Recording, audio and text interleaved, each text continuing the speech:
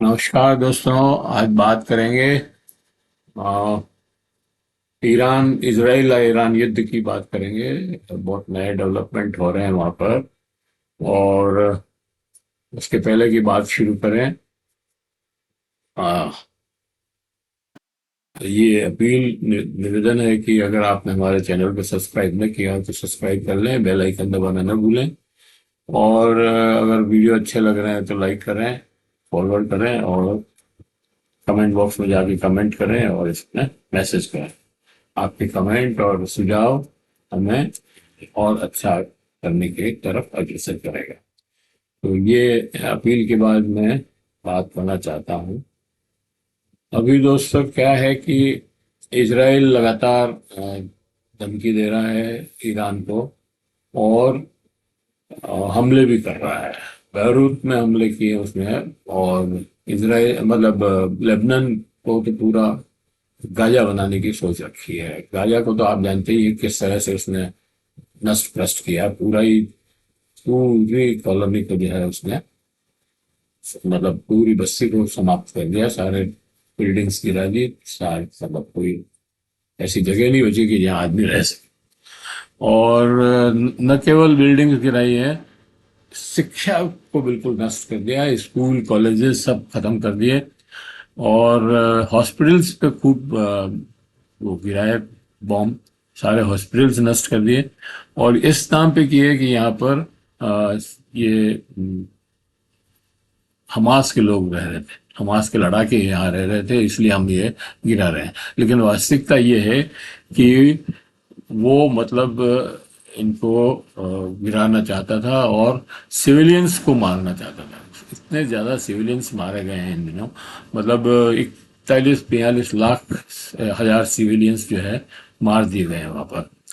और अब ये है कि ये ईरान ने जब से मिसाइल अटैक किया था इसके ऊपर, 200 मिसाइलें इस पे दागी थी, तब से ये ईरान को ये धमकी दे रहा है कि हम बदला लेंगे और ईरान को बिल्कुल ख़त्म कर देंगे। पर ईरान को ख़त्म करना इतना आसान नहीं है।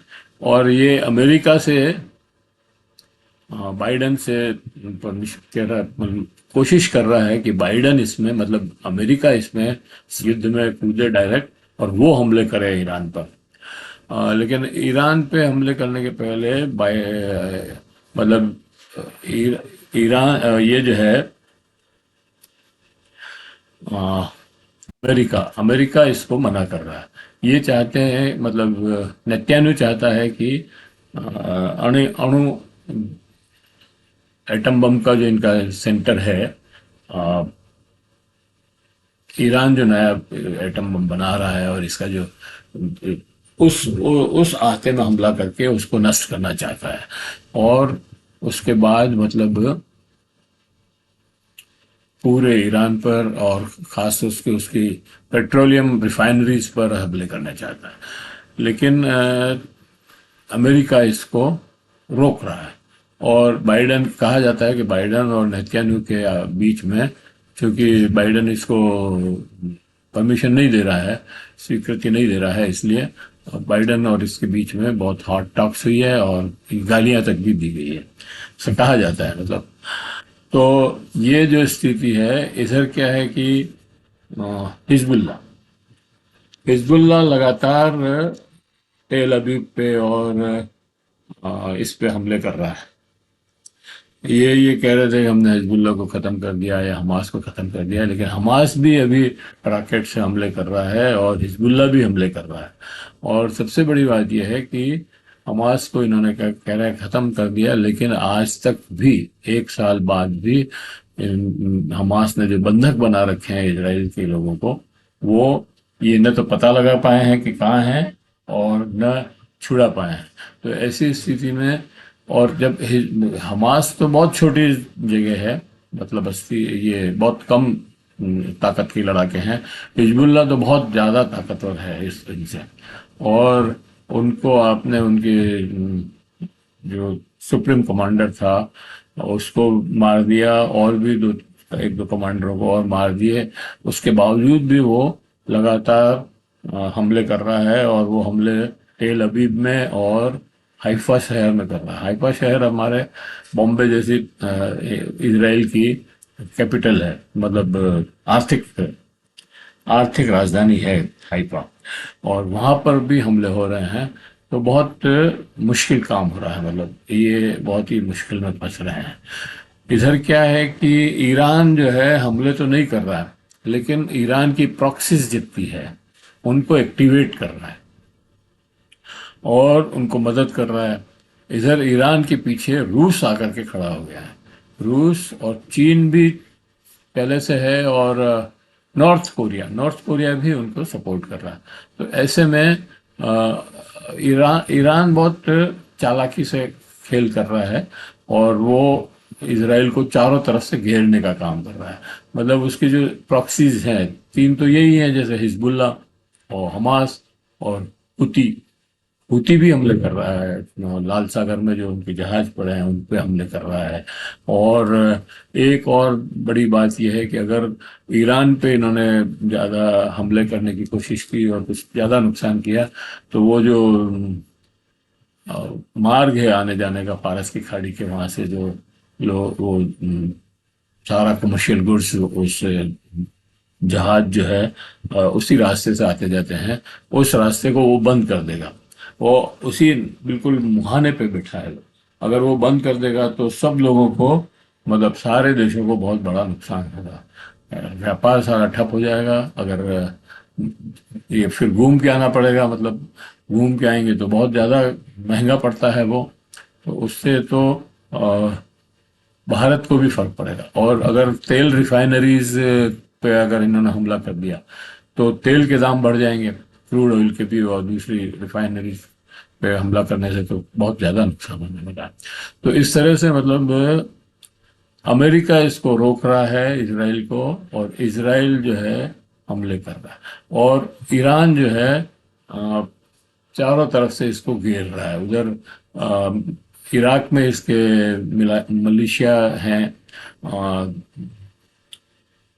सीरिया में इसके प्रॉक्सी है, और अभी अभी ईरान ने सारे मुस्लिम कंट्रीज को, अरब कंट्रीज को जो है अ, अपने पक्ष में कर लिया। इधर ये जो तुर्की है, अर्जमान, उसने जो है उनके राष्ट्रपति ने, उसने भी धमकी दे दी है कि 24 घंटे में आप इसको रोक दो, नहीं तो हम इजराइल को ख़त्म कर देंगे।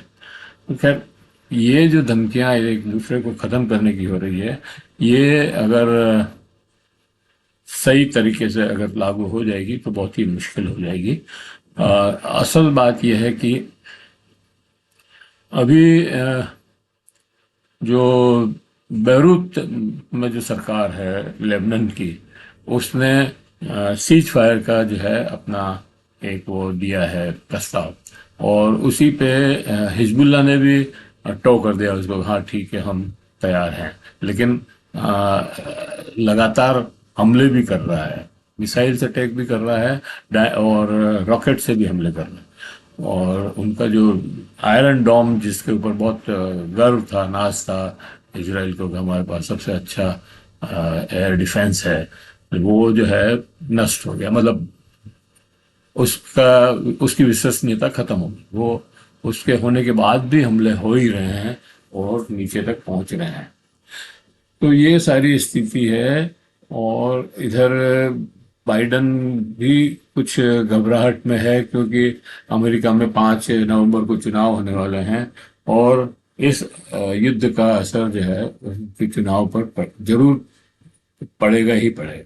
इसलिए अमेरिका अभी इसको बहुत ज़्यादा एक्टिवेट नहीं करना चाहता है, और नेतन्याहू को भी रोक रहा है। लेकिन नेतन्याहू रुकने का नाम नहीं ले रहा है। हाइफा शहर में भी उसने अ, वाफ राफा राफा शहर में भी उसने अभी हमले किए, जबकि बाइडेन ने मना कर दिया कि भाई 23 लाख की आबादी सारी वहीं पे है फिलिस्तीनियों की, उस पर आप हमले मत करो। लेकिन ये नहीं मान रहा उस पर हमले करना। तो ये जो नित्यानु है, इसको मतलब इसको मतलब इस युद्ध को लंबा करने में ये अपनी पॉलिटिकल विक्ट्री समझ रहा है।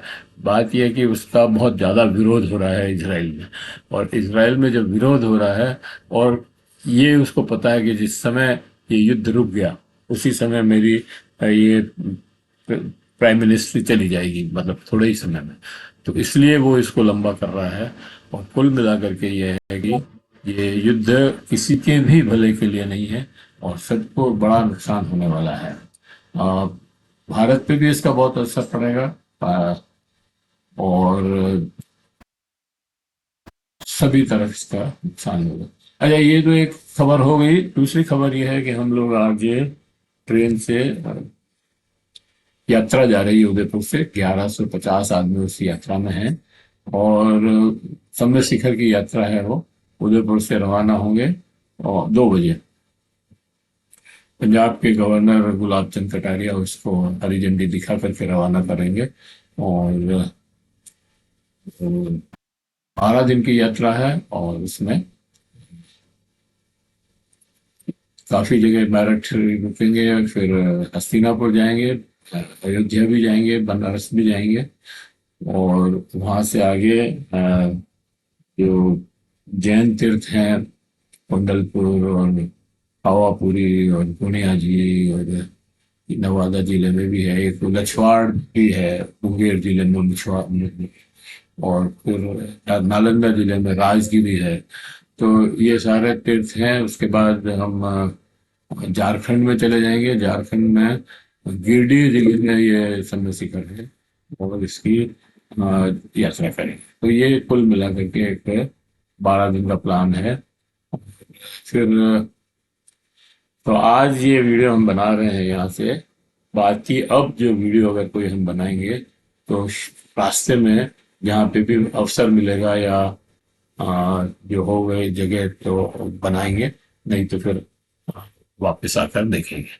वैसे तो बनाएंगे ही, कोई दिक्कत नहीं है, हमारे पास मोबाइल और तो है ही है, तो बन ही जाएंगे। ठीक है, ये वीडियो यहीं ख़त्म करते हैं। धन्यवाद, और जय हिंद, जय भारत।